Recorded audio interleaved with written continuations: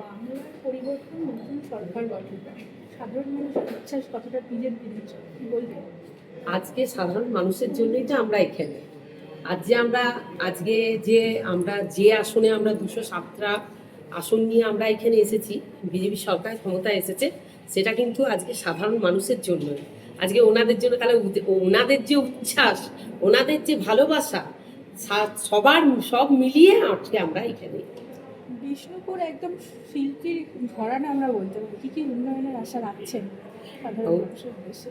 আমি দেখলাম যে বিষ্ণুপুরের প্রতি সবাই একটা আকৃষ্ট, কারণ গুপ্ত বৃন্দাবন বলা হয় আমাদের বিষ্ণুপুরকে। আর গানে বাজনায় মূর্তিচুর, তবে জানবেন বিষ্ণুপুর। তো সব দিক থেকেই আমি আশা রাখছি আমাদের মুখ্যমন্ত্রী, আমাদের মানবিক মুখ্যমন্ত্রী আমাদের বিষ্ণুপুরের দিকে নজর দেবেন। এবং সবাই, যত মন্ত্রী আছেন আমাদের, ট্যুরিজম মন্ত্রী থেকে শুরু করে শিল্পমন্ত্রীর থেকে, কারণ দ্বারিকা শিল্পাঞ্চল সবাই জানে যে ওখানে প্রচুর জায়গা আছে, শিল্পও ছিল, 16টা কারখানা ছিল ওখানে।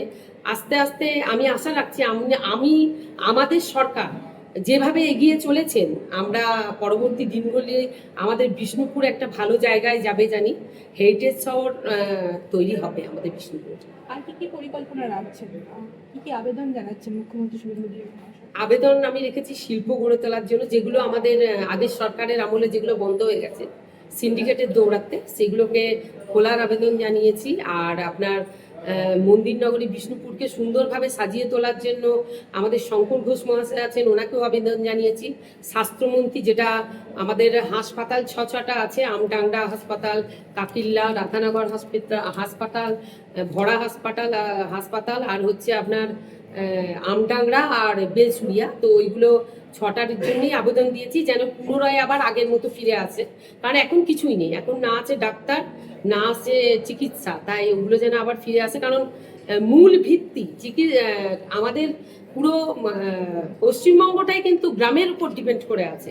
তাহলে মূল যেটা জায়গা হচ্ছে গ্রামগুলো যদি ঠিকঠাক থাকে, তাহলে আমরা মনে হয় সবাই ঠিক থাকবে। তাহলে গ্রামের স্বাস্থ্য ব্যবস্থার জন্য আমি দেখেছি যে 6টা যদি আমাদের ওখানে, আমার বিধানসভার কথা আমি বলছি, 6টা যদি প্রাথমিক স্বাস্থ্যকেন্দ্র যেগুলো, সেগুলো যদি আবার ঠিক করে গড়ে তোলেন ওনারা, তাহলে আমার মনে হয় বিষ্ণুপুর সুন্দরভাবে সাজিয়ে উঠবে। তারপরে আরও তো টুকটাক অনেক উন্নতির কথাই আছে আর কি।